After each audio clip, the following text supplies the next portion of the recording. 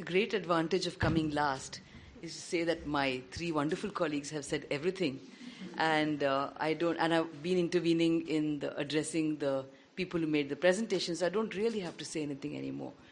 But I've been so stimulated by the fascinating conversations, both inside the rooms, outside the rooms, on the steps, over lunch, over dinner, that I'm feeling extremely distracted, and I felt that if I didn't put down at least 3 or 4 thoughts that would make sense, that I would probably go on forever, overruling Quan Xing's interest in wrapping this up in the next 14 minutes.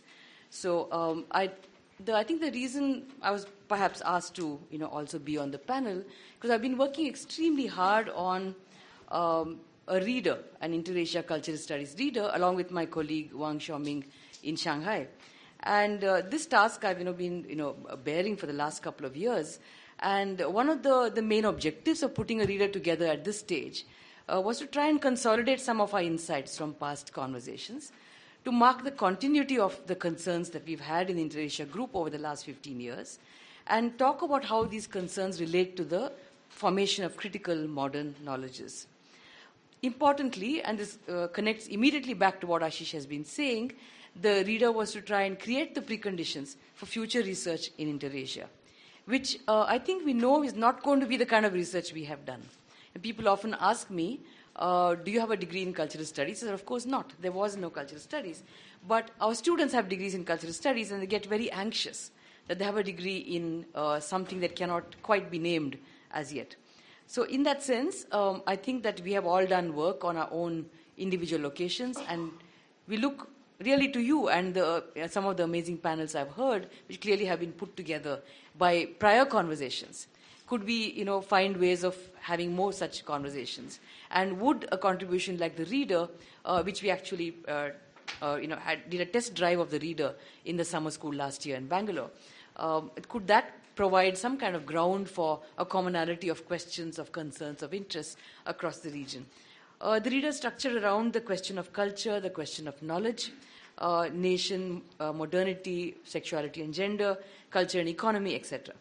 And these thematic areas we arrived at because they have been central to Inter-Asia cultural studies and the question of how we think about culture in Asia. Megan has already marked out very clearly that culture is not simply, cultural studies doesn't simply talk about culture as cultural practice or cultural artifact. So in a sense, for us, there is no received wisdom of the discipline. We do see it as a field of inquiry, as a domain of certain kinds of questions. But we're always faced by the fact, or faced by this question, especially from students, why Inter-Asia? Why comparative work across Asia? Because I think what we haven't stressed so far in this panel is the comparative nature of the work that I hope that the future work will look like. And I don't think our generation has really done that. What does it then mean to look at a question or a problem from an Inter-Asian perspective? The essays in the reader are not doing this comparative work, but the compilation and the sequencing tries to make the comparison possible by juxtaposing certain questions and drawing out the comparisons in the introduction and the headnotes. So I want to talk here very briefly then about the challenges of teaching Inter-Asia cultural studies in Inter-Asia. Yeah? I think that in the early years of the project, we were a small group getting to know one another. But now it's not about talking to each other anymore and building a kind of intellectual political project in meetings that were completely by invitation only. They were small meetings. Now I think the entire project is much more mainstream, and our efforts are also into making it more mainstream. We've had these summer school experiences in Seoul and Bangalore. I personally have taught at the Chinese University of Hong Kong, at Yonsei in Korea, and taught Inter-Asia courses at CSCS, my own home institution in Bangalore. So I asked myself often, what is the challenge of teaching Inter-Asia cultural studies in Inter-Asia? And it's clearly not about passing on a body of texts which have raised questions that we've found important, like I think most disciplines construct their canons. I would want to suggest that the challenge of teaching in Inter-Asia is about showing how that question could be raised in the first place. I think that's very difficult to do. And I think we have to really, put our minds to how it could be done. In this context, I've been, like many other people, much energized by my long interaction with Chen Guangqing, and of course his famous line from Takeuchi's work of Asia as method, right, that idea. We discussed this last year in a salon in Bangalore, and I was watching the video again, and it was re-stimulated by that conversation. So I'll just come back to that, before I finish. So when I read Asia as method, of course, it is a very catchy title, and it's very interesting. In a sense, I would see it in fact, Asia as method is a brilliant germinative phrase. I called it that. I hate the word seminal, so I said germinative. And I feel that Asia as method marks a turn in how to think about contemporary knowledge production. It references a collective paradigm shift, if you like, which I think was important for all of us. But I don't think we can say it refers to a procedure or a process or a systematic way of doing something, which is really what method is. Yeah. So methodology is more a system of broad principles and practices and not a systematic way of doing something. So I know that Asia as methodology sounds extremely unsexy, but I think it's more accurate. So Asia as methodology, let me just explore for the next few minutes what that might mean.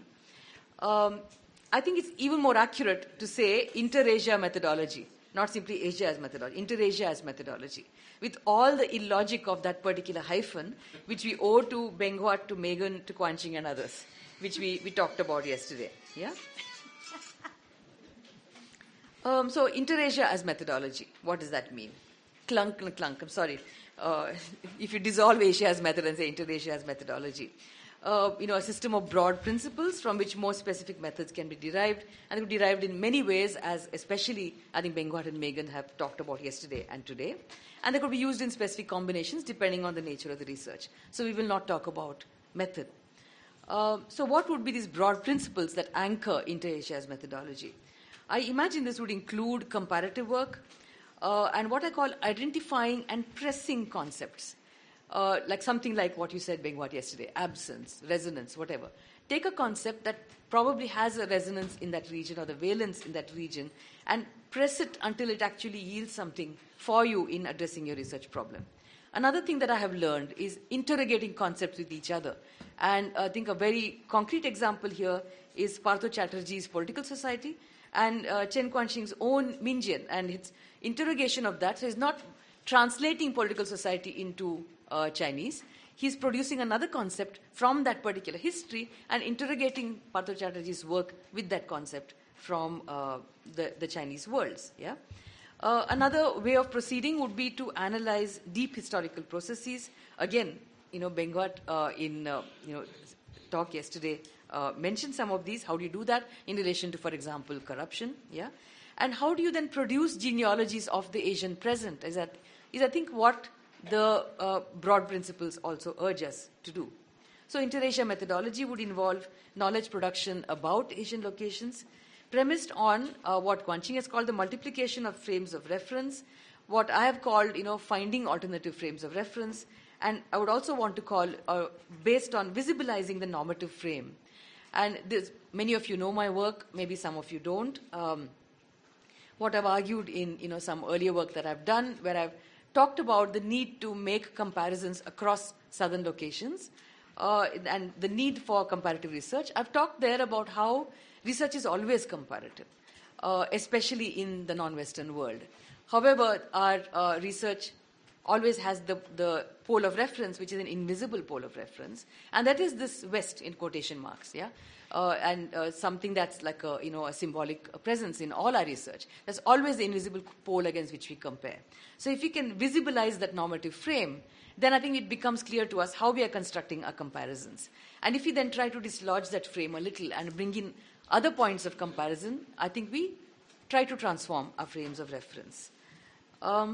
So comparative research that then address the conditions of the emergence of specific phenomena in the inter-Asia context is what I think we are all looking forward to. So inter-Asia methodology talks about, I suppose, a location from which questions are articulated. Yeah, this is not 20 years ago we talked all about the politics of location and the location coming in many ways from a third world context.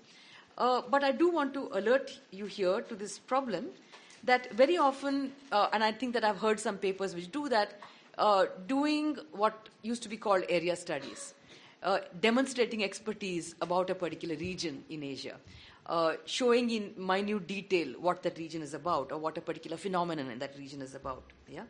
It's the academic culture of the regional expert, which I think is deeply problematic. And I cannot stress enough the difference between inter-Asia work and area studies work. I think inter-Asia work doesn't do a regional study, which often means applying Western concepts to Asian material, or demonstrating complete knowledge about a place in a historical mode or an ethnographic mode. I think that inter-Asia work is not simply about the location of the scholar, but how he or she arrives at what he or she is saying. It's about conceptual frameworks. So Asian studies in Asia, I think Megan made this point somewhat differently, is not simply about geography. And if you're paying attention to the frameworks you're using, then the new conceptual frameworks that we're assembling as we try to tackle our research problems have to thoroughly interrogate, and this I owe to Quanqing, interrogate Cold War structures of knowledge production. So these new frameworks we are assembling not because we are in a particular location and have what used to be like a within the nation experience. Yeah, we are Indian, or we are Singaporean, or we are Taiwanese. It's not something endorsed by and authorized by a certain national resistance to, say, colonialism, if you like. Yeah, but these frameworks have to be assembled with great care and craft and attention, and with a great number of shameless borrowings from everywhere. So I encourage you all to be shameless. The project of decolonization was pinned on the idea of the nation and of the nation state. It was by realizing the idea of the nation that you're finally able to rid yourself of the colonizer. But as Quanqing and others have been emphasizing, the nation-state idea shouldn't determine or over-determine our endeavors, especially today, which is why we need inter-Asia work. We should not also replace the nation with the region. So inter-Asia cultural studies doesn't rest on an indigenism or a regionalism or nationalisms of any kind. So what kind of critical discourse do we have in inter-Asia today, or should we have? I would suggest it's not simply a question of identity. It's not a question of identity. It's a question of perspective. What does it mean to speak from Asia? It therefore means to develop alternative frames of reference, as we have been arguing. And here again, I'll just quote for you my favorite line from Quanqing's very long book.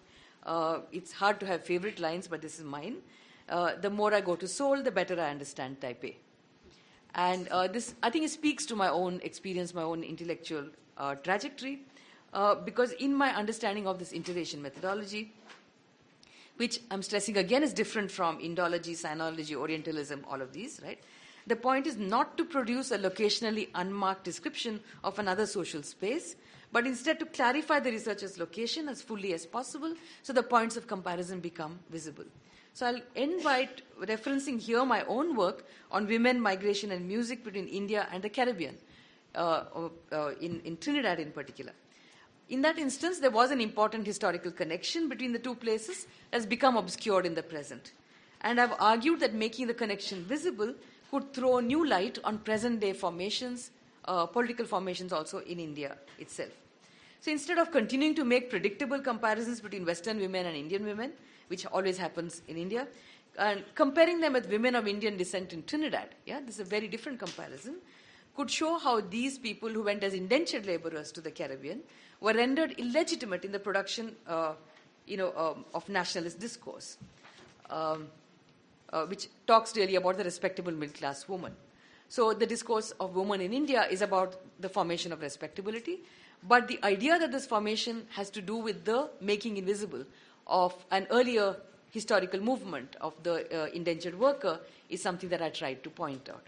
So I've been increasingly interested in finding out how to think about this comparative question in Asia, and I've begun to explore the issue by suggesting that the dyad culture-gender could be a structuring element for developing these comparative frameworks.